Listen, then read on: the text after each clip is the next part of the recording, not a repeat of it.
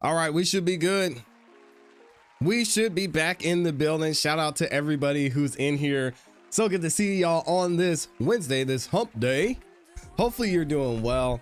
Thank you guys for being here and welcome. Welcome to another YouTube live stream. Drop a 1 in the chat if you can hear me. Drop a 1 in the chat if you can see me. And welcome. Welcome to everyone who's here. Excuse me. I'm excited for our show today. We got a very interesting show. Listen, guys, I got to apologize during this show. When it comes to Alicia Andrews, I don't know if you guys have seen the news. If not, you're in the right place. Alicia Andrews just got a major win, and I somewhat got this one wrong, and I'm going to own up to it. I'm going to hold myself accountable, as I've held several others accountable, and we're going to talk about it here in a second.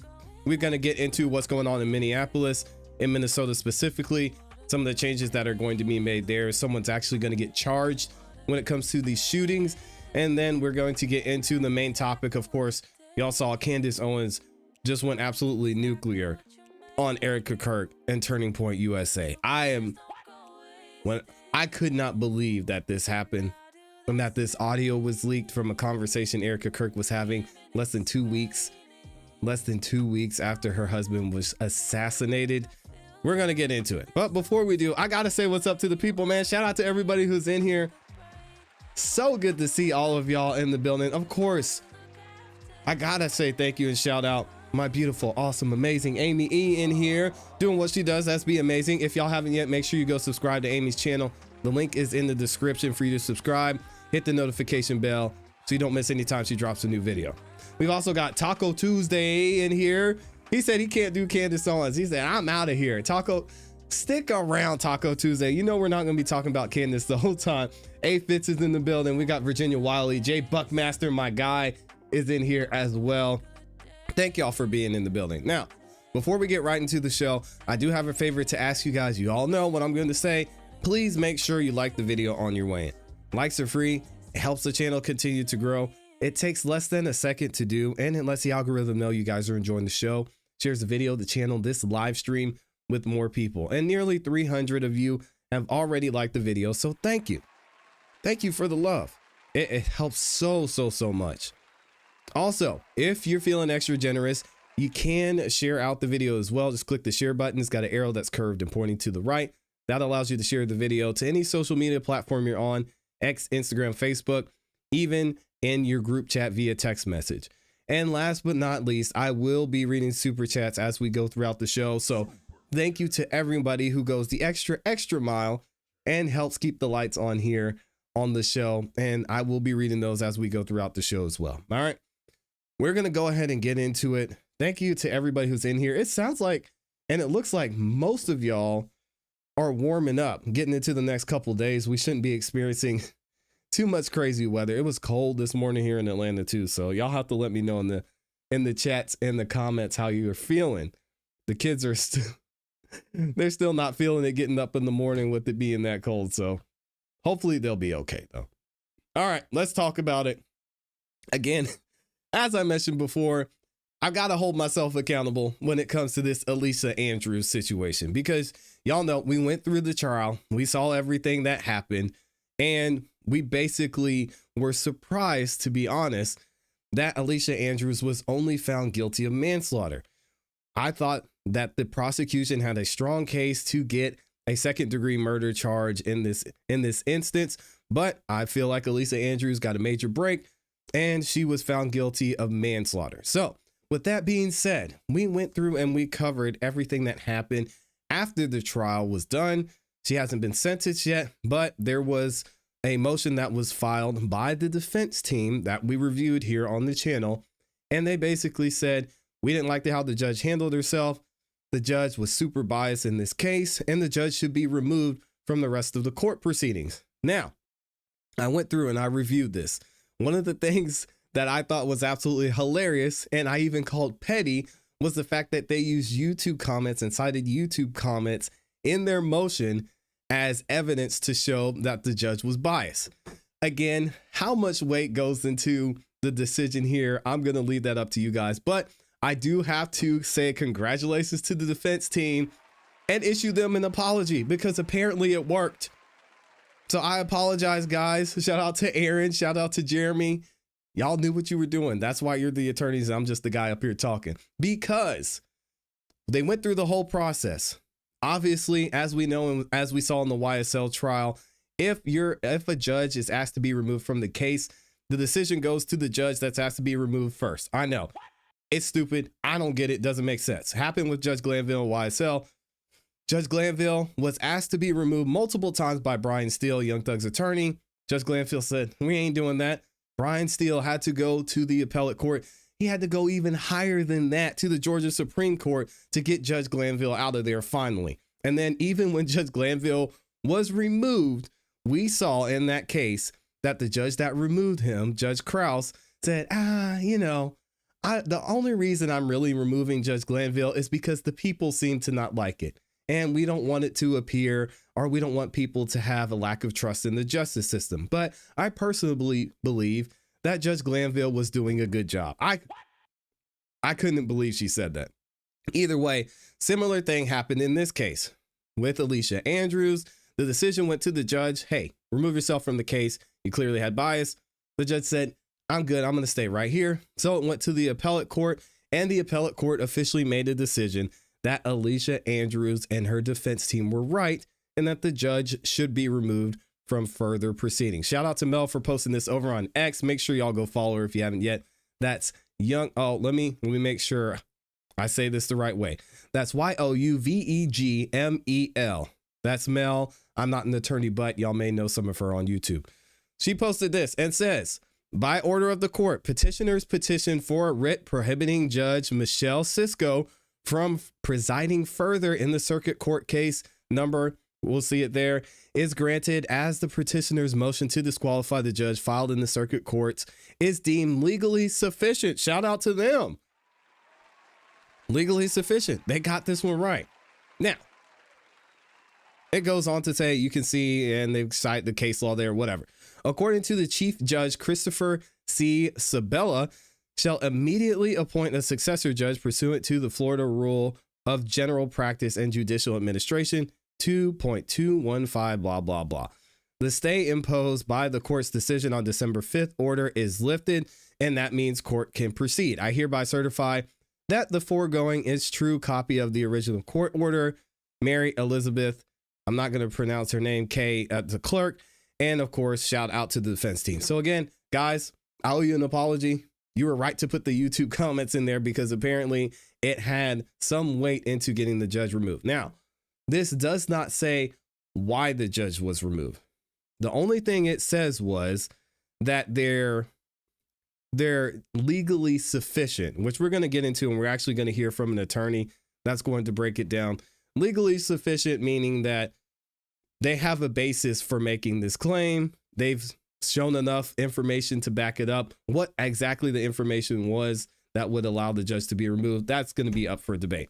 But we're actually going to hear from the Florida defense team. I will leave a link to this full video on their YouTube channel, and they're going to break down exactly why this was granted and what it means for the trial moving forward. Check this out. Hey guys, Lisa Figueroa here, board certified criminal defense attorney in Florida. Shout out to Back Alicia. to talk to you about the Alicia Andrews case with the big update about the appeals court ruling. Before we get to that, for those of you who don't know, this was the case involving a rapper named Julio Fulio who was gunned down in the streets of Tampa, Florida. Now there's a total of 5 co-defendants that were charged, and Alicia Andrews was the first to actually go to trial in this case. Even though she was charged with first-degree premeditated murder, the jury came back with the verdict of manslaughter. On the day before the verdict came out, the defense attorneys for Alicia Andrews filed a motion to disqualify the judge because they felt that throughout the trial, because the judge's actions over the course of several rulings and just her conduct during the trial gave them reason to believe that she was not fair. They filed a motion to disqualify the judge because they believe that her behavior, conduct, or comments during the trial are not allowing Alicia Andrews to have a fair trial at that time, and then potentially, if she was found guilty, would not give her a fair sentencing. So they actually filed a motion to disqualify the judge before the case was over.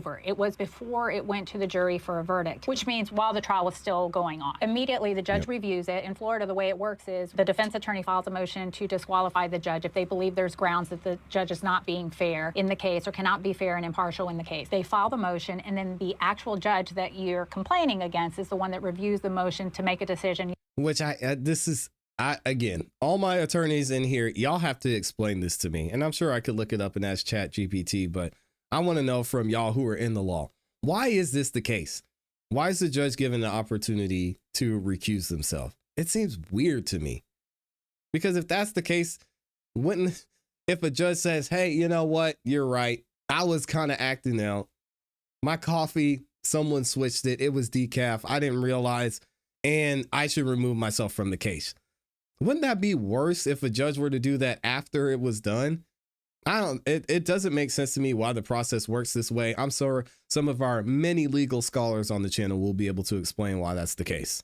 Yes or no, whether or not they should be removed. Now, they're supposed to just look at the four corners of that document, meaning what is put into that motion, and not take it personally, but whether or not a reasonable person would believe if these things happened, they could not get a fair trial, and then simply remove themselves, or they can deny it. In this case, Judge Cisco, the judge in the case, denied that motion. So the defense attorney had two options: either push forward, it was denied, we have to keep going with the same judge, or they had an option to file an appeal. Technically, it's called a writ of prohibition, going to the higher court, the appeals court, and saying, hey, we filed this motion. We don't believe that the judge can be fair in this situation, and the judge denied our motion. We believe that she was wrong in doing that. What do you guys think? And so that is filed with the appellate court. Alicia Andrews' attorney files that writ, and then they filed a motion to essentially stay or pause the proceedings in the lower court, meaning the case in Tampa, put that on hold until the appeals court makes a decision, kind of like in sports, having them review the call. And if you want more information about that process and actually what was filed, we have some other videos where I spoke on that specifically. Bottom line is, Alicia Andrews filed that writ of prohibition, asked them to stay the lower court proceedings to stop the case from moving forward until the appeal judges make a decision. And so they granted that, and they put everything on hold, and they gave the state a deadline and said, hey, you have this much time to respond. Let us know why we shouldn't remove the judge or agree with this motion writ that the defense put in. So the state responded, and again, if you didn't see that, we did a real thorough walkthrough of the state's response to this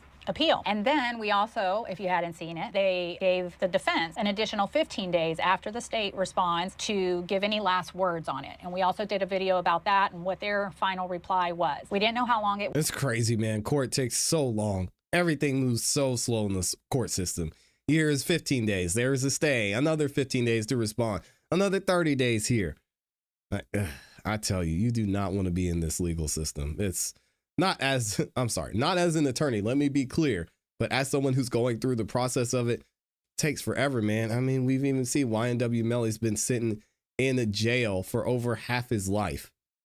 It was going to take for the appeals court to make a decision after everything was in. We did a video, let you know that it's all in the appeals court's hand, and now we're just waiting. Was it going to be a couple weeks, couple of days, couple months? We didn't know. Well, the answer is in today. I just got a copy of the order from the appellate court. Let's take a look. And it's real short, one paragraph. And basically, by order of the court, petitioners petition for a writ prohibiting Judge Michelle Cisco from presiding further in circuit court case number, and it gave the case number, is granted as the petitioner's motion to disqualify the judge filed in the circuit court is deemed legally sufficient. And then it cited a case. Accordingly, the chief judge, which is the chief judge in that circuit, shall immediately appoint a successor judge pursuant to Florida rules, and it gave the rule, and that the stay, which means the stop, like where they pause the case, pause the game, imposed by the court on December 5th is lifted. So now the lower court, the Tampa case, it can restart. But they're ordering the chief judge over there to appoint a new judge to now preside over what's left in this case, which is the sentencing. And it's a big deal because the sentencing judge is going to have a wide discretion about what they could order in this case. Now, I will point out that the appellate court, all they do is say that it was the motion that the defense filed is legally sufficient. So it's interesting because they choose their words wisely. Basically, you only needed a certain amount or threshold of evidence to get to another judge. They're not really commenting on Judge Cisco's conduct or statements or anything like that. They're just saying, hey, this is enough. It should be kicked over to a new judge. They don't cite any specific evidence. They don't tell us exactly it's this that really seemed out of line. Okay, so according to this attorney, I might not owe an apology, but I'm still going to issue it anyway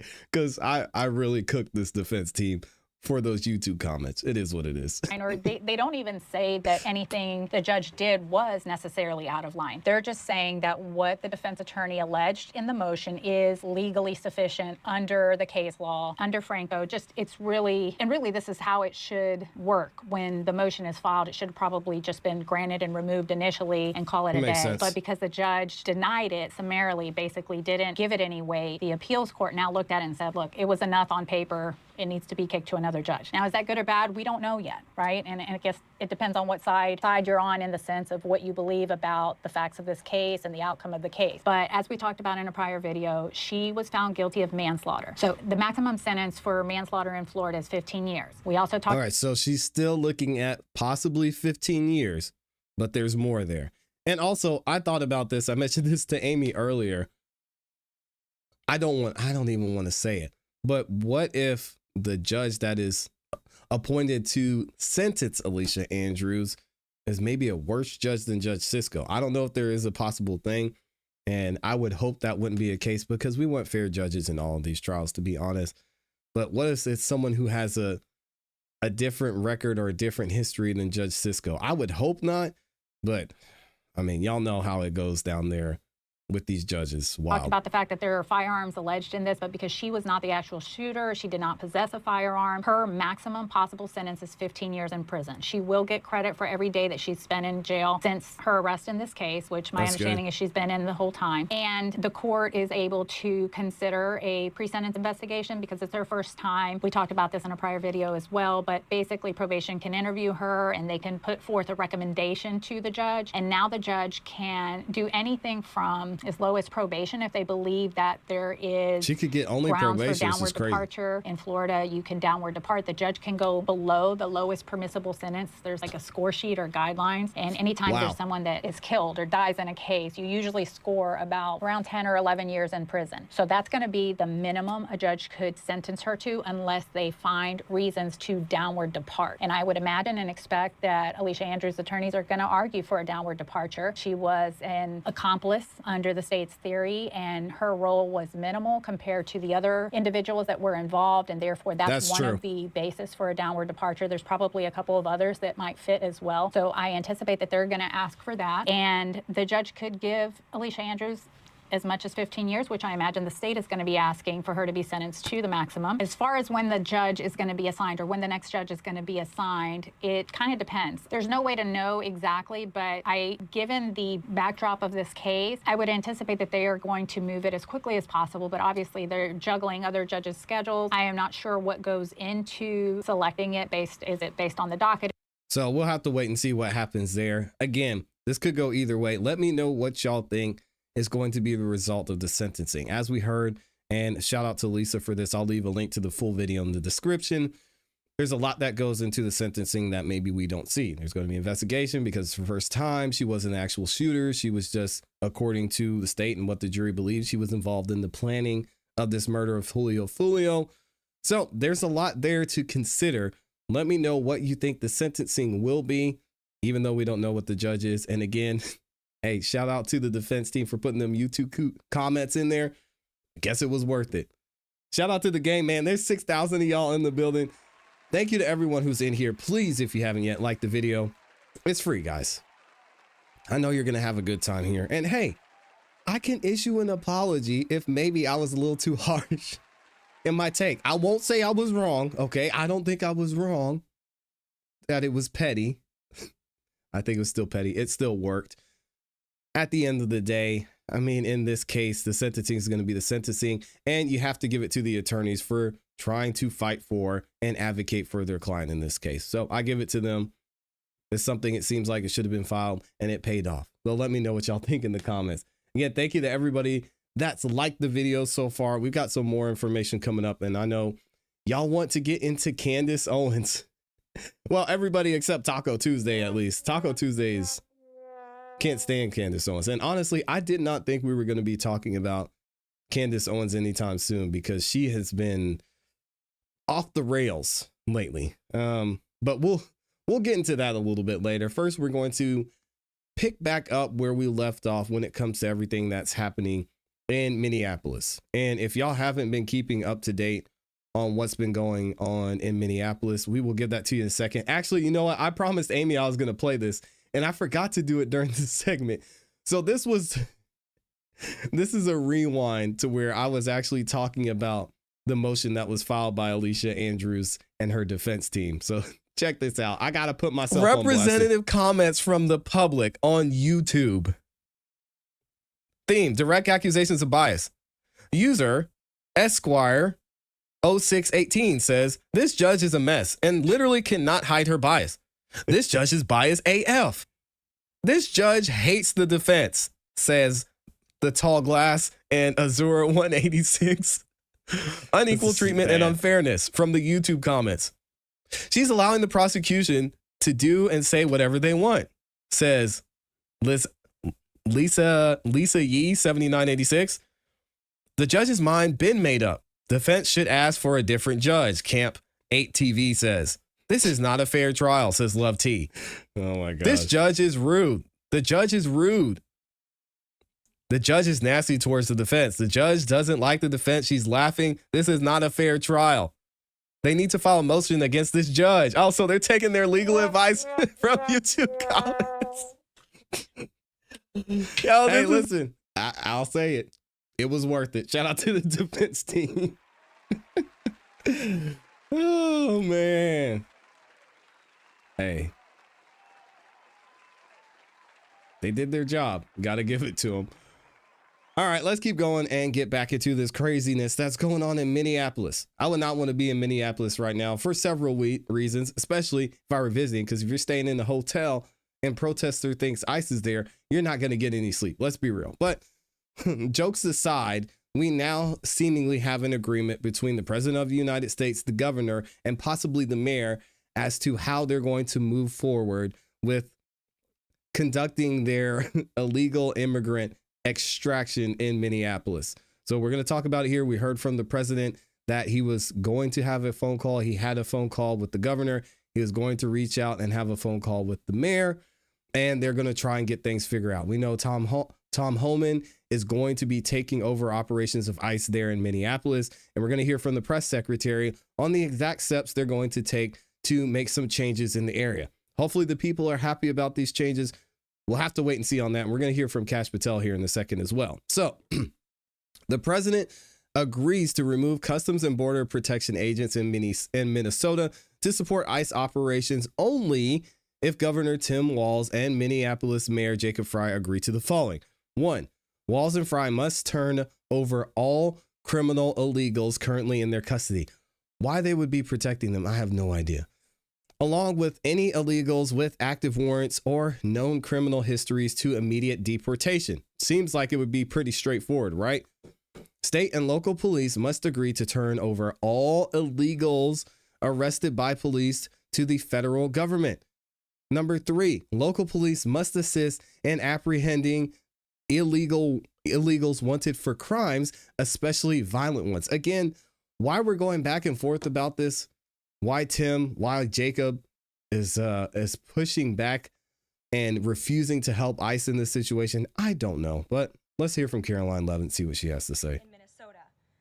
Number 1, Governor Walz, Mayor Frey, and all Democrat leaders should turn over all criminal illegal aliens currently incarcerated in their prisons and jails to federal authorities, along with any illegal aliens with active warrants or known criminal histories for immediate deportation. Number 2, state and local law enforcement must agree to turn over all illegal aliens who are arrested by local police. And then thirdly, local police must assist federal law enforcement in apprehending and detaining illegal aliens who are wanted for crimes, especially violent crimes. If Governor Walz and Mayor Frey implement these common sense cooperative measures that I will add have already been implemented in nearly every single other state across the country, Customs and Border Patrol will not be needed to support ICE on the ground in Minnesota. ICE and local law enforcement can peacefully work together, as they are effectively doing in so many other states and jurisdictions. Additionally, President Trump is calling on the United States Congress to immediately pass legislation ending sanctuary cities once and for all. American cities should be safe sanctuaries for law-abiding citizens only, not for dangerous illegal alien criminals who broke our nation's laws and do not belong here. We hope Governor Seems Walz pretty straightforward. will do the right thing and continue to work with President Trump to keep the American people safe following their call this morning. Yeah, I don't get why there would be an issue with that. Just as someone, again, we're not talking politics here. We're not talking right or left. We're talking about common sense. Common sense says, why would you want to protect these people and keep them here in the first place? I don't get it. Maybe I'm missing something. Let's hear more information about what's going to happen here from the situation with ICE and local law enforcement as well. President Trump touting a productive call with Minnesota leaders after speaking with both Governor Walz and Minneapolis Mayor Jacob Frey to try and reach an agreement of how to ease tensions on the and amid the ongoing clashes in the state. And Border Czar Tom Homan now preparing to meet with Mayor Frey today as well after being deployed by President Trump. Matt Finn is live in Minneapolis with the details. Matt, coming together. Hi, Ainsley. Yeah, the Trump administration is making some major strategic changes here in Minnesota. Tom Homan is now going to be the main point of contact on the ground and will report directly to the president. Border Patrol Commander Gregory Pavino had been acting as a lead here, even recently hosting daily press conferences. But Pavino is now returning to be sector chief in El Centro, California, and other Border Patrol agents are leaving Minnesota as well. Tom Homan will be calling the shots. Fox has previously reported that Homan operates differently than Pavino, whose aggressive tactics are considered more aligned with DHS Secretary Kristi Noem and top White House advisor Stephen Miller. It was also announced that Noem is set to testify before the House Judiciary Committee on March 3rd. Now, yesterday, the president said he had constructive calls with Governor Walz and Mayor Frey. Good. Writing afterwards, Governor Tim Walz called me with the request to work together with respect to Minnesota. It was a very good call, and we actually seemed to be on a similar wavelength. I told Governor Walz that I would have Tom Homan call him and that what we are looking for are any and all criminals that they have in their possession. And people are pissed because Governor Walz stood so strongly against what the president was doing and against ICE, showed little to no support in that way. And now it's, you've got the president saying it seems like they're on the same wavelength. We may talk about some of the protests that are happening actually at the governor's office a little bit later, but yeah, the people aren't happy about this, and rightfully so. Again, this is why we don't do the politics, because the flip-flopping is insane. They're all on the same team. It's just about making deals and who's going to be able to get what they want and how they're going to do that. Because what's changed here?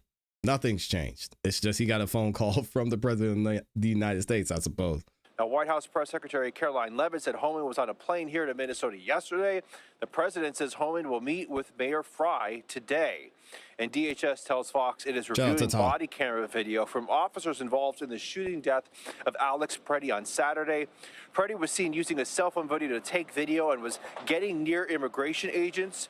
DHS is also investigating the possibility that the gun Preddy had on him, which video appears to show an officer removing, may have accidentally fired after Preddy was on the ground. That's what it's looking like. Last night, agitators continued their campaign of targeting hotels where they think immigration agents are staying and making as much noise as possible to prevent agents from getting rest. Agitators gathered outside a hotel in Maple Grove where they think Bovino was staying. A video shows officers taking people into custody. We are working to firm up the number of arrests. Now, DHS claims that threats against ICE officers has now gone up more than 8,000%. Back to you guys in New York. Matt, is that new? I mean, remember on Sunday night, it didn't seem like cops were doing anything. And now it looks like they were wrestling some guys who wouldn't leave to the ground. Does that show a new stance when it comes to what locals are willing to do for the federal agents? Well, what's interesting is that was in Maple Grove, which is a suburb. They released a statement saying we don't tolerate that type of violence here. Okay. It's outside of the city of Minneapolis where we are. So two different, perhaps, policies there. Yeah. All right. Yeah, two different jurisdictions, but still in the same area. And we're actually going to get into that. They arrested 26 people who were involved in going into this hotel and allegedly breaking stuff, trying to attack it, disturbing the peace there. But it's interesting to see how things are changing. We didn't want to see anybody die. I did personally. I'll speak for myself. Didn't want to see anybody die. I think the shooting of Renee Good and the shooting of Alex Pretty was tragic and preventable. And hopefully now that this is taking place, they can focus on the investigation. They can focus on doing the job that law enforcement's there to do. And we don't have to see any more deaths in this situation on either side. Let me know what you guys think in the comments in the chat. Thank y'all. And I knew y'all were going to have a lot of comments about this. So thank you to everybody leaving their comments in the building. I got to say what's up to Dottie, though. Shout out to Amazing Grace in the building. I love you. I appreciate you. Thank you for stopping by. Always good to see you. Are there any non-Caucasian ICE agents? Yeah, we just saw, I played the video for y'all the other day where there was a Hispanic ICE agent who was in his car saying, hey, we're here to pick up a child predator. That's who y'all are protecting and protesting against. You realize that, right? It was a Hispanic guy, ICE agent. So, I mean, I don't know. Why we got to always do the color thing? Can we just talk about right versus wrong? Dang. Simple answer, unfortunately, self-destructive empathy. I don't believe that. I don't think there's any empathy involved. I think it's all about narrative. I think it's all about, what's the word I want to say? It's all about just pushing certain ideals to get a certain level of control. That's a shame. And good afternoon to you as well. So much flip-flopping. Waffle House and IHOP might sue for patent infringement. That's a good one. And I actually saved this too. I wanted to play for y'all. Speaking of the investigation into, actually, you know what? I might just play this at the beginning of the next segment because it was interesting to hear this from the president of the United States. Let me see. I'll play that for y'all at the beginning of the next segment. But the president's even talking about the investigation into what happened to Alex Pretty. It's not looking great for that agent, in my opinion. When we first saw the videos, that's something I thought. It looked like the agent was maybe took things a little too far. Could it be justified? Possibly. They felt in fear for their life because they heard a gun go off and he had a gun. Dang. He lost his life for that, though, which is sad. Shout out to my beautiful, awesome, amazing Amy E in there. Dropping the cake. Reminding me she's got the cakiest cake in the building. Thank you for the cake, Amy. I wish you would bring it over here because she knows it's lunchtime, reminding me to make sure I get some lunch too. But yeah, I could use that right now. So thank you to Amy for the love. Thank you for the support. Thank you for everything you do. I know y'all don't see it, but a lot of the reason there's over 6,000 of y'all in here is because of the work that Amy puts in behind the scenes, promoting the channel, supporting the channel, letting y'all know we're live. So, hey, can y'all type Amy in the chat and show her some love? And she's super chatting and she's running her channel over there as well. If you haven't, please make sure you guys go support Amy's channel. The link is in the description as well. I can drop it for y'all in the chat because Amy won't do it. She's just that humble. So I'm going to drop it in the chat for y'all so you can go and support and show love to Amy on her channel. Subscribe, hit the notification bell, all that good stuff, because she's got great content over there. And if you like the body cam footage, make sure you go check it out. And it's not always body cam footage either. There's a lot of good content over there. You could sit there and binge watch her entire channel for days and days and days on end. So thank you to Amy for all that you do. I love you. I appreciate you. Thank you. Thank you. Thank you. We're going to talk about Kash Patel. All right. And we're still talking about what's going on in Minneapolis specifically. So let me double check and make sure we're good. I've got everybody in here and we're all set to go. Yep. Thank you, Amy. I appreciate you. So let's get into what's going on in Minneapolis. As we all know, Alex Pretty's shooting, some are saying his murder, was absolutely tragic. It's a situation that should have and could have been prevented. We are here now. And of course, the FBI is getting involved in the investigation into that.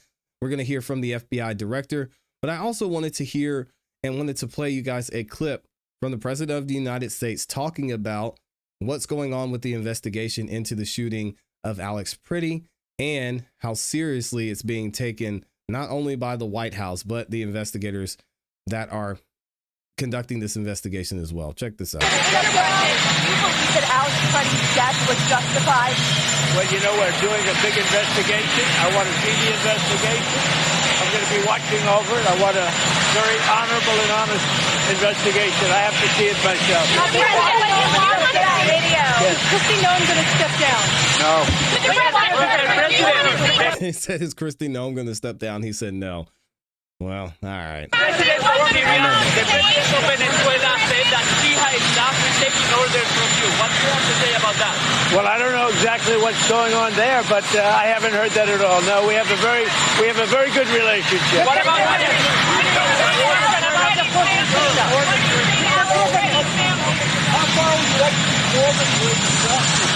I'd like to see interest rates go down. Everything else is going down. We have the So again, it's hard to hear. I'm sorry about the sound on that one. Talking about what's going on with this investigation, and allegedly the president is very invested in what's going on in the situation. I think a lot of it, let's be honest, a lot of it again has to do with politics. A lot of it has to do with the narrative that this man was just practicing his gun rights, right? And a lot of people are focusing on the gun rights here.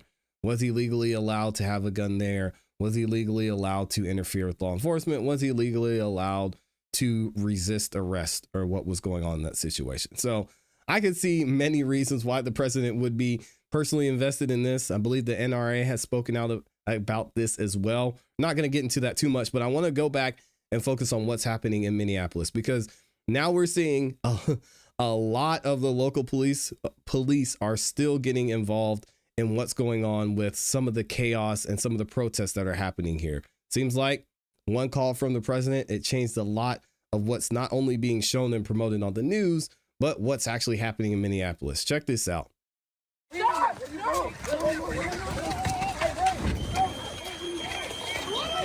This is local police.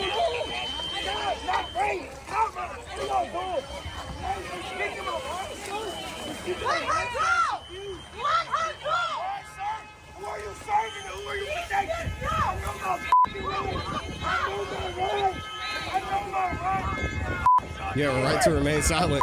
I'm an American citizen. I am not. What the you y'all doing? Nobody is resisting y'all bitch asses. It's just weak. And look at this fat ass still standing there like a piece of shit. Told ass bitch. You bitch. It's not gonna help, brother. Freedom of speech, right? Ain't that the law? Ain't that the f***ing law? Step on. All citizens out here for now. My phone number is 612-666-59. My dad's number is 612. Hey, I want to speak to Charles Adam. Press.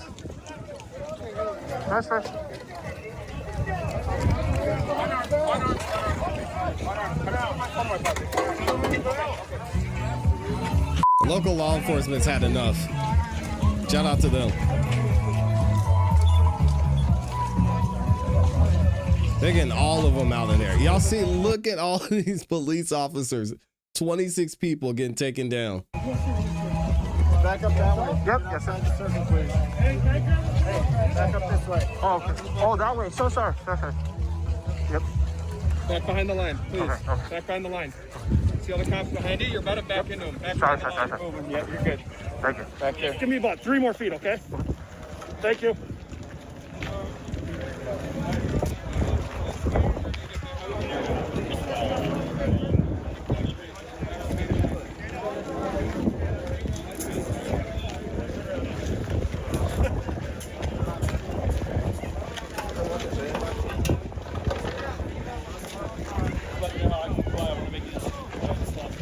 Shout out to local law enforcement for doing their job.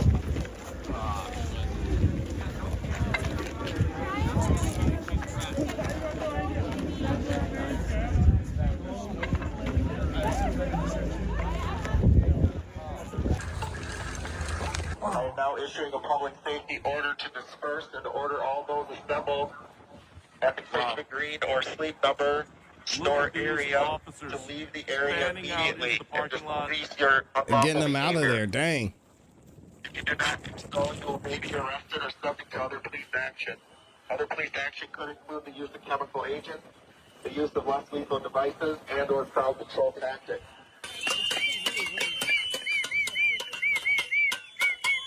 And again, direct orders.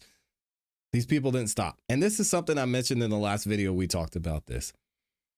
All this resistance and how laid back and uninvolved Jacob Frey and Governor Walz have been. How is this going to affect local law enforcement once ICE is gone? ICE isn't going to be there forever as heavy as they are right now. So once local law enforcement has to get involved, it seems like y'all are going to have a more difficult job. I don't understand, again, why they were making this stance and not telling the people to let ICE do their job, because now local law enforcement is going to get involved and they're going to have 26 people that are arrested because they've been saying, hey, you don't have to listen to law enforcement. Just do whatever you think is right. You're making more work for yourself, Mayor Jacob Frey. And I'm, again, disappointed in the police chief as well, because that should have been the stance that he had taken months ago. Maybe it could have prevented a lot of what's happened. Sad. And right across the street, you have police officers. They're not letting anybody onto the property right now. Good. Can y'all imagine staying at that hotel and you hear all this mess? Let's go ahead and hear what Kash Patel had to say about the investigation into Alex Preddy and what's going on in Minneapolis in general. Here with more, FBI Director Kash Patel. Director, thank you. What do we know about Not a this fan of Kash Patel, by the way. Message group? I know this is not the FBI's investigation. However, when you have well-organized groups like this that are going after law enforcement, I would imagine that will fall under the purview of the FBI. Yeah, Sean, it's great to be with you. And look, the ongoing investigation involving the shooting last week is being led by DHS, and of course, we're supporting our interagency partners there. The Signal Chat group is information we collect from the public because we repeatedly request the public provide us with information they have. And what we are going to do is what we have been doing across the country under President Trump's leadership to deliver this historic success from year to year. It's not a trust me situation. It's a look at the last year. It's a look at what we did when the FBI opened up their task force in the state of Virginia under President Trump and our great partners at DOJ and the Attorney General. We wiped out crime in the state, and we're going to do that in every single city. We've done it for the whole year.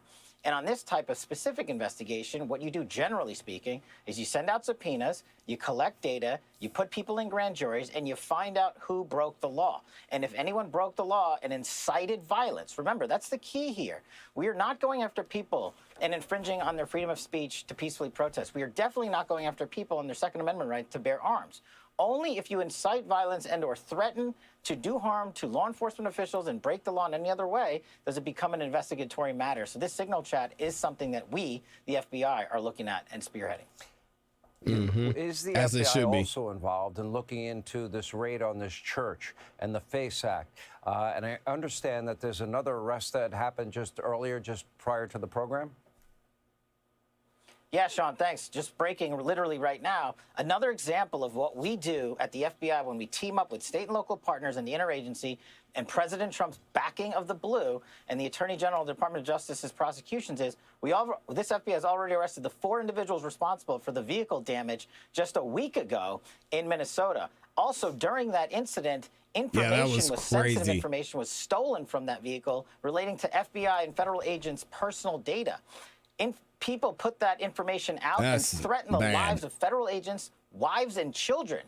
Just tonight, we arrested a second individual out in the West Coast for threatening agents by stealing that information. And just a couple of days ago, we had our first arrest on an individual who did the same thing.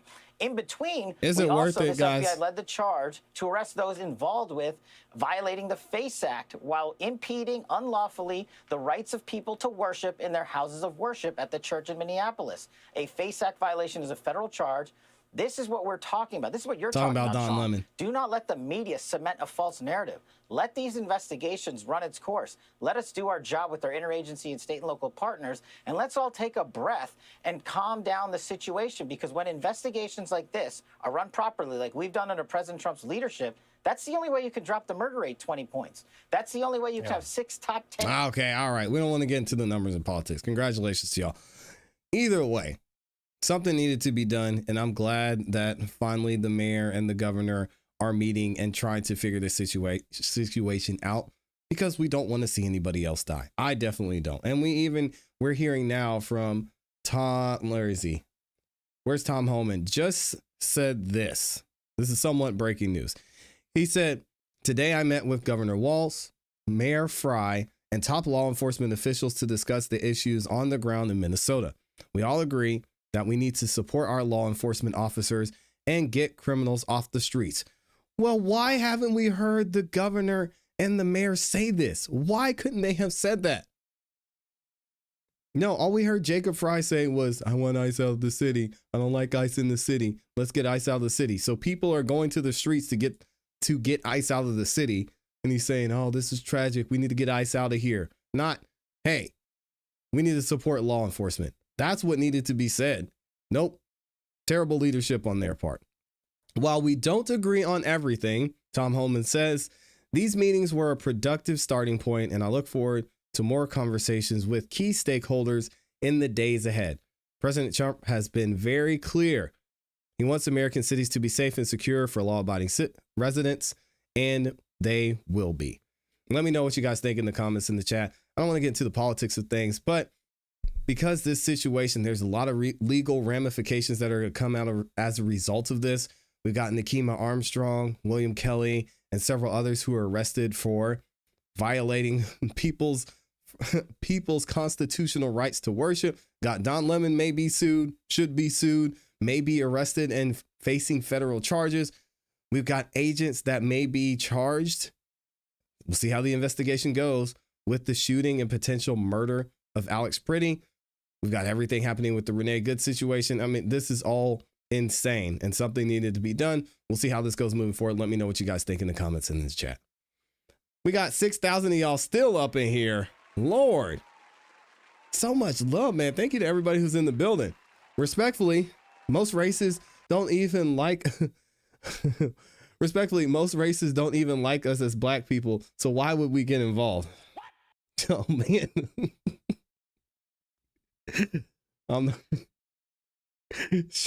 Shout out to you. I'm not even gonna go down that road.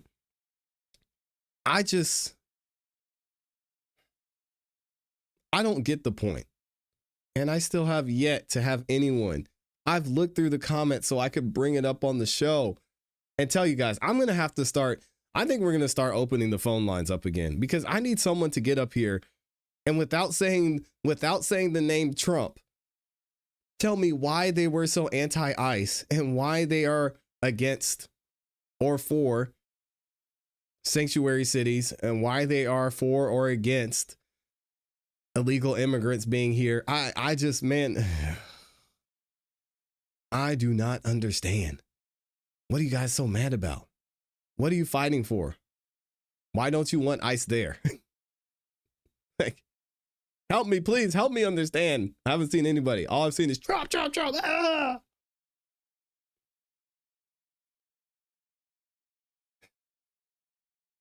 It's sad, man. Take a breath. Somebody died. WTF. Yeah, I know. Amy said, catch me inside. How about that? Oh, Amy, yo, chill. Facts, ClassE. I really don't get it at all. I mean, can't we all just agree that illegal immigrant criminals, bad?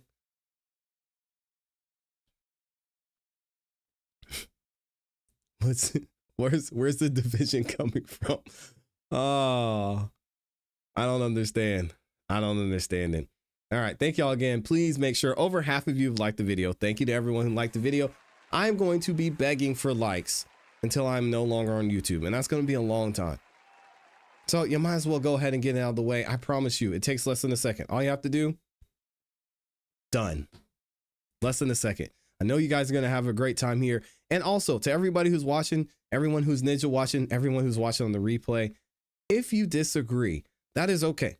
We can have respectful conversations here, respectful disagreements. And I don't want everyone who's here to agree with me, because it's very difficult and it doesn't move the conversation forward if we're all just in a bubble and we're all just agreeing all the time. So I like to have someone who has different thoughts on things so we can see a different perspective. And I think it makes for a good and enjoyable time too. So please make sure y'all let me know what you think. Some people are trying to get a better life. The criminals should go through our legal system, then be deported. That's how it's supposed to happen. But what's happening is they're going through the system and then they're being released back on the streets. Local law enforcement isn't making that call to ICE or DHS and saying, yeah, I don't think this person's supposed to be here. By the way, they just stabbed someone 26 times. You know what we should do? That's not happening. And that's where the problem is. Amy says there's a song lyric that goes, if you're looking for trouble, you came to the right place. If you're looking for trouble, just look right in my face. Dang. I think Mr. Pretty was looking for trouble. Unfortunately for him, he found it. You can't hit the rewind button. That's it. We don't even get to hear Alex's testimony. He gone. He dead. CNN reports Alex Pretty had a physical confrontation with federal agents just before the Minneapolis shooting. Yeah, I think he broke a rib or something, didn't he? I'm not even going to say, I hope it was worth it anymore. It wasn't worth it. That man gave his life, and now look. The president's like, the president said, okay, all right. We'll work this out, and we'll get ICE up out of there. Most of ICE. I mean, if that was worth dying for, if that was Alex's goal, then I guess maybe it was worth it. I don't know. All right, where's Taco Tuesday? Taco Tuesday, go take a nap, man. This segment is not for you because Taco Tuesday and many of y'all on the channel just cannot stand Candace Owens. And, you know, to be honest, lately I can understand. Candace has been a little erratic with certain things. And you guys know I really want to stay focused on and deal with the facts. Conspiracy theories sometimes are cool, but I want to get back into the investigation. There's Taco Tuesday. Dang, he gone. Taco Tuesday, come on, just say, give it a chance, man. He's out of here. We'll get into this in a second. Maybe Trump should pitch a policy to let more foreign criminals in so people can support ICE. Well, I mean, the Biden administration already did that. We're not going to talk politics, but it's being said that that's why we're in the situation we're in right now, is because all these illegal immigrants were allowed to come in. The borders are failed. Shout out to Kamala Harris. Kamala, I guess, for those of y'all who are offended when I mispronounce a black woman's name.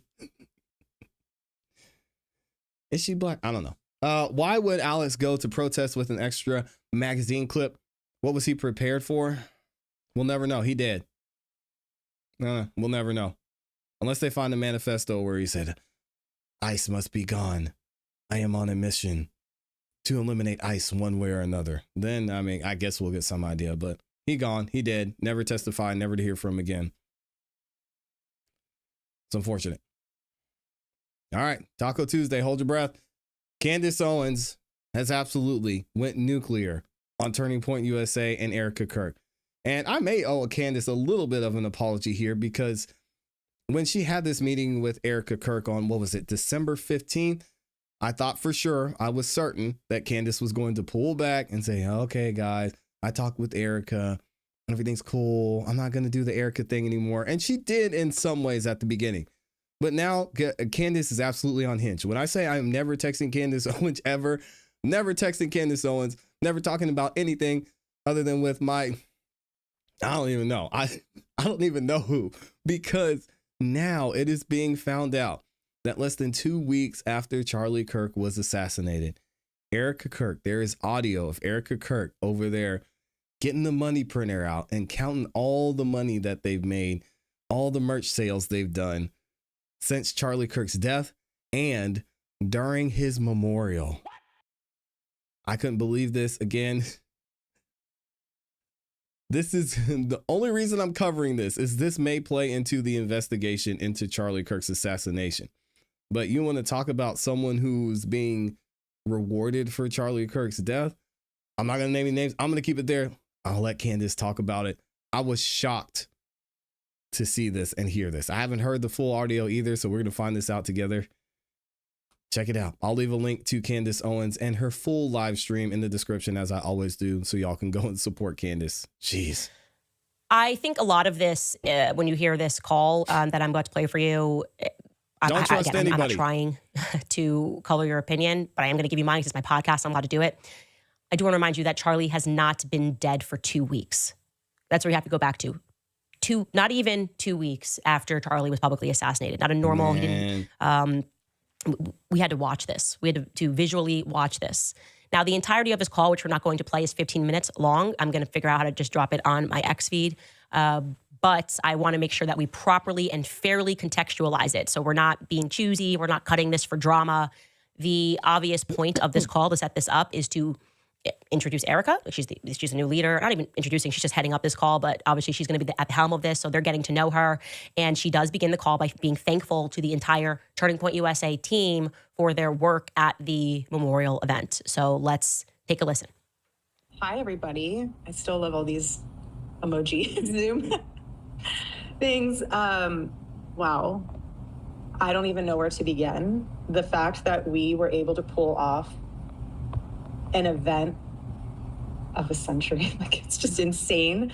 We had over 275,000 people that attended, and a stadium, overflow, Westgate, insane, you guys. And then you have, was it 100 million? You guys that heard the gospel and all about Charlie and all about everything that you guys do, and the hard work of Turning Point USA is insane. We had thousands that were registered to vote. I think we're at like over 200,000 for merch sales. Don't quote me on that because I think it just keeps like bumping up like crazy. But I just wanted to say a huge, huge, huge thank you to the events team, the development team, the graphic design team, the production team. Just phenomenal. Their incredible work leading into the memorial. And honestly, a lot of the staff that worked on the memorial, they had 20-hour days for a week during the time of us grieving the loss of my husband. And honestly, I know several staff that didn't even sleep. Again, you guys are breathing angels, and I'm so grateful for all of you. And obviously a huge thank you to the Mosaic team. VI, you guys are 10 out of 10. Like, we have the most incredible team. We just do. And you guys know that, and you guys are all a part of that. And I am so, so thankful. And if you do have a moment and you run into any of those staff members that you know had a role in this, and you know that they put a lot of their time and effort into it, just say thank you. There's something really special to be seen in moments like this. And it's not easy. I'm speaking from experience. I'm right in the trenches with you guys. And so the fact that you just, a simple thank you. I don't care if any of you have beef with each other from the past or have any issues with someone said something about this or that. Like, if you guys have any of that, please put it to rest. My husband's dead. Like, I'm not trying to be morbid, but he's dead. And it puts life into perspective of how short life is and relationships, and God puts people in your life for a reason, and it teaches you a lesson, it teaches them a lesson. So if you are going through a time where, just lay it to rest, and we are moving forward, Turning Point USA 2.0 with Charlie in our hearts, and that's what he would want. That's not bad. Okay, so I'm just looking at the chat here, and you guys are responding live in the way that I felt live listening to this. It is the general tone that is off-putting. It's the laughter that is off-putting. It's, again, we are not even 2 weeks after. Okay, all right. This might be a little bit of a reach here. I don't see anything wrong with it. I don't have a problem with it. Sounded like she had a great message. They're continuing the legacy, and Erika Kirk's about her business. I mean, tone that is off-putting. It's the laughter that is off-putting. It's, again, we are not even 2 weeks after watching your husband be assassinated. We're talking about numbers and metrics that have been hit. And my husband's dead, not to be morbid. That is a sentence that and this was not my husband, and I had no sort of the type of relationship that she had with him, that I was able to utter. Least of all, I mean, that's moving pretty quickly to the acceptance phase now. Again, that's a fair point. Erika said, my husband's dead. I mean, not to be morbid, but he gone. I mean, a little cold-hearted. But hey, maybe that's how she rolls.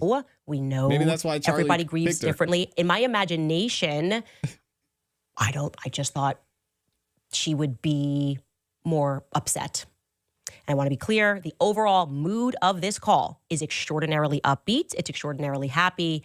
But of course, as the CEO and chairman, she does have to address the elephant in the room, the morbid elephant in the room, if you will, because it's an obligation. You have a new CEO. The employees are working 20-hour days, but also their founder, Charlie, was publicly assassinated less than 2 weeks ago. You got to address that. And you're going to hear her address that by recapping to them that throughout these long working days, the employees were provided with ample resources while they were working.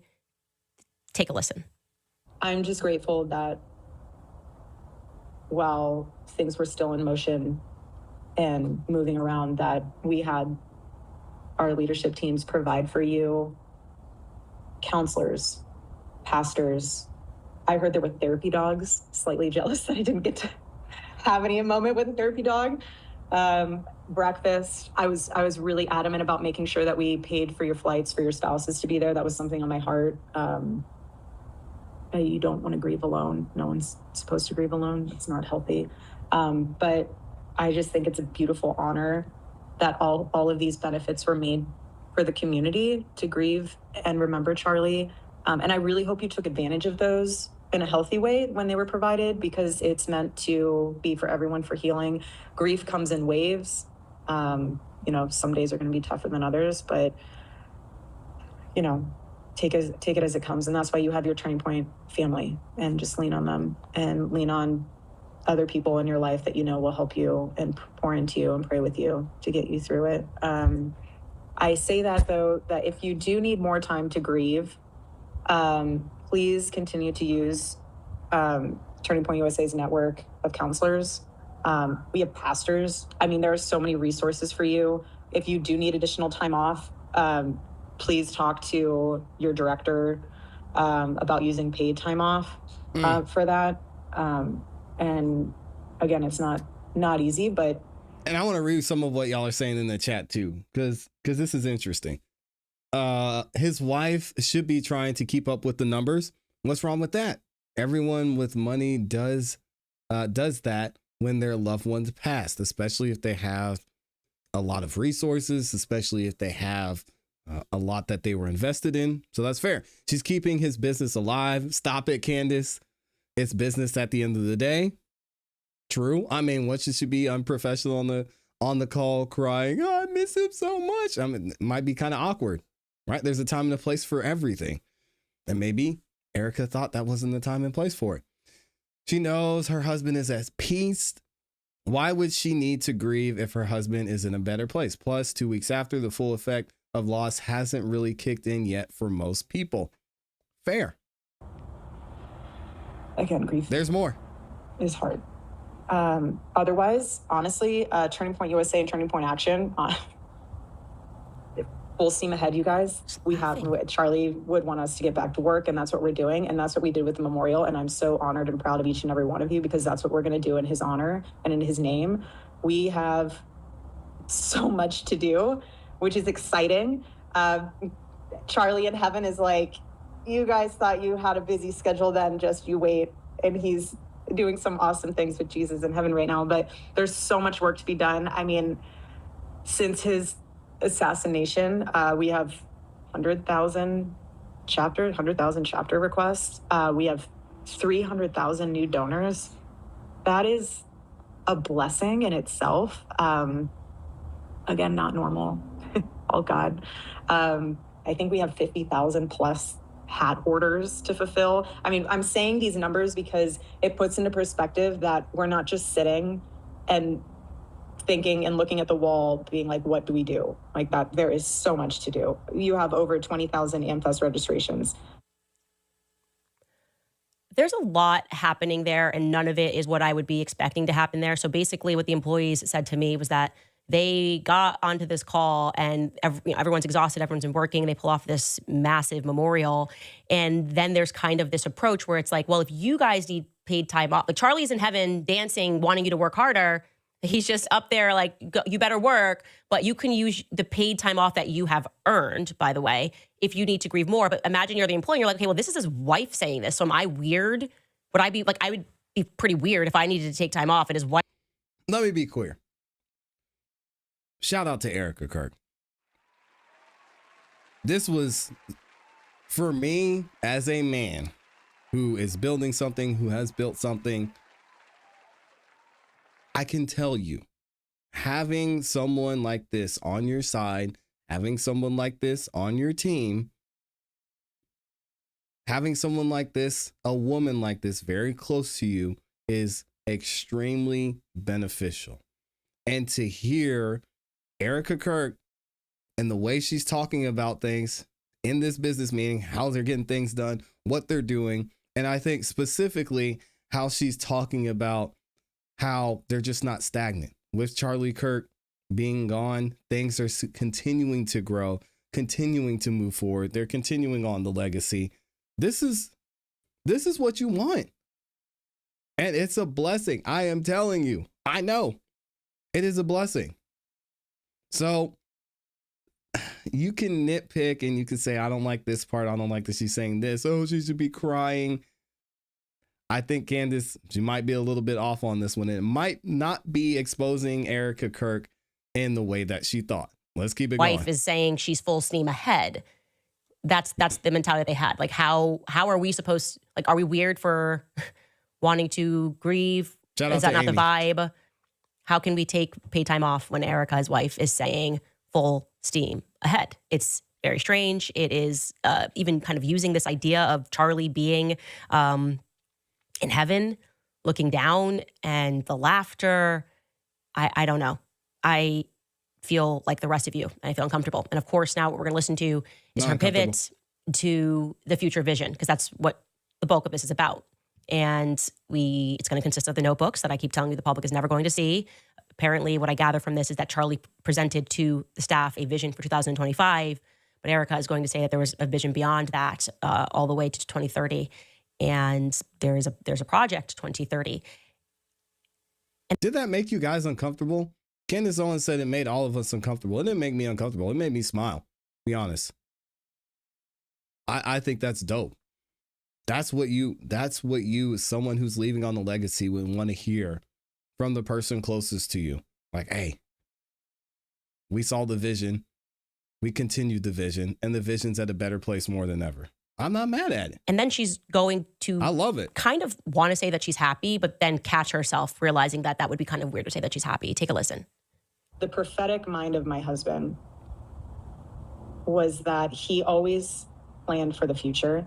You guys are obviously aware of like Vision 2025, but Charlie was also working on Vision 2030 in the weeks leading up to September 10th. And he was working really closely with Justin. And that's why Justin had been appointed the role of COO, because he was literally, I remember phone calls when Charlie and I would take our night walks, and it would be 10 o'clock at night, and him and Justin would just be talking about the plans. I was aware of the plans. I have his journals that are aware of the plans. Like, there is no confusion of what's to come. And I want to give you guys that reassurance that it's full steam ahead. And the board and I are working with Justin and the executive leadership teams to make sure that all of those plans come into effect 2030 and beyond. But I, again, am so grateful for all of you. I'm so proud of all of you. You honor my husband so well. All of you do. And it's weird to say I'm excited. I really hesitate saying that. It's really hard for me to say that. It's a really weird thing to say. But I think it comes from a space of peace, knowing that God's using this and we're humbly witnessing the gospel in real time. Shout out to Erika Kirk. Dang, I might be, oh man. We don't get to see this side of Erika. I like it. I like it a lot. Man, listen. Yes, carry on the legacy. Continue what you're doing. He had a plan. They're sticking to it. She said, we're looking at 2030. Yo, Charlie might have done something right here. Again, there's a lot of things Turning Point USA has done that a lot of us has thought was weird. Way they handled some of the news that was coming out, people around and surrounding Erika Kirk that were caught straight up lying.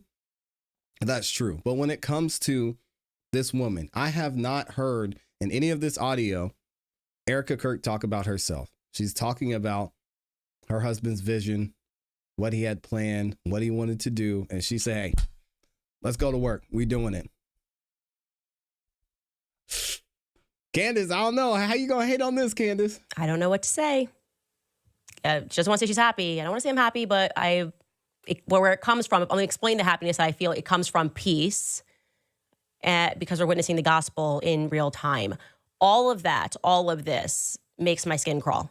It genuinely makes my skin crawl. I'm going to go ahead and say that. You can go find your commentator who's going to tell you everybody grieves differently. Nope, that is less than 2 weeks after Charlie was publicly assassinated. That doesn't feel right to me. It doesn't feel right to, I would say, the majority of people, or that doesn't feel right. Knowing that they're joyous at dinners. And again, this is when people who did not know Charlie could not stop crying and were sending me emails, who've never met Charlie, who didn't even know what Turning Point USA was because they watched his assassination, could not stop crying and pull themselves together. That is not the emotion that we're getting there. Like I said, the entire call is upbeat. And the portions where we are even speaking about grief, it feels like an obligation. Like, hey, you got the dogs, and what Charlie wants is for you to work now. And that is. What do y'all think about this? I don't know. I was surprised, and this was shocking to me to hear Erika Kirk and just her fortitude in this instance, because I think her public persona, it needs to be polished a lot. And I think the way she presents herself is oftentimes off-putting, especially in the light of everything that happened. But I think a lot of the reason people were taking Charlie Kirk's and are taking Charlie Kirk's stuff so hard is because they don't know, or maybe don't have, or don't understand the information that Erika Kirk has with his journals, with his notes, with the nighttime walks she talks about, with the one-on-one time she spent with her husband, talking about this and planning this, and even saying herself that Charlie Kirk was always thinking of and planning for the future. So if you have a plan, y'all ladies know, if you feel safe and secure, then that's going to lead to a lot of things making life easier for you. So I don't know. Candace might be hating on this one for me. Let me know what you guys think in the comments in the chat. Shout out to Erika Kirk for her stance on this. I like it. I love it, to be honest, man. Shout out. That is amazing. I mean, for me, this is the first time I've heard something specifically from Erika Kirk where I was like, wow, this is actually pretty impressive. And again, I'm sure a lot of what's being said and a lot of what was said in that phone call is a lot of the way she conducts herself with regular business, which is one of the reasons Turning Point has been able to do so well since then. It's not purely just because they've been using Charlie Kirk's name and standing on it to make money, but it's because she's been able to show people, hey, we have a clear vision. Not only we have a clear vision, we have a clear 5-year vision. And we know exactly where we're going and exactly how we're going to continue this. JD Vance is still on board. The president of the United States is still on board. They're talking about 2030. Hey, shout out to them. I ain't mad at it. I want to know what y'all think. I'm going to read some more of these comments too. Let me make sure we're good and queued up for the next segment. Actually, you know what? We're going to do one more segment. I think I might save that segment. Let me see. I might save that segment for y'all for tomorrow. Let me see. Shout out to Amy, man. And again, I was singing Amy's praises earlier, but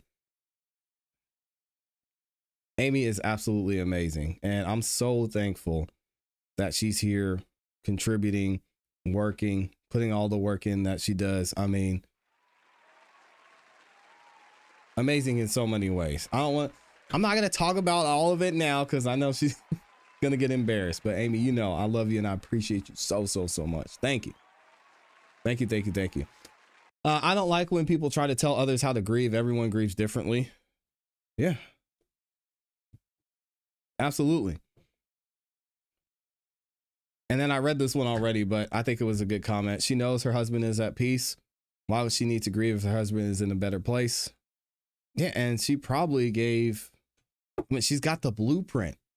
Again, Erika Kirk, almost like Charlie's been training her for this. If he's someone who is forward thinking, forward looking, it's like, hey, if something happens, here's what we need to do. Here's what's going to happen. Step by step by step. I got you for the next 5 years. Continue to continue the vision. It might have been that simple. While Erika's like, okay, I miss him and I'm going to cry every single night when I go home, but we got work to do. Seems like Charlie might have picked a good one, man. All right, y'all, we're going to get out of here. Thank you so much for the love. Shout out to Amy again for all that she does and for dropping the super chat in there. I'm going to make sure I get some lunch here shortly. Thank you to all 3,000 of you that liked the video. Make sure you guys like the video on your way out. If you haven't yet, subscribe, hit the notification bell so you don't miss any time you go live. All right, we will be live tonight as well. So if y'all are interested in some music from the independent artists here in the community, make sure you check out that live stream. And as always, you know what to do. Keep growing, keep pushing, keep it classy. We gone. Peace.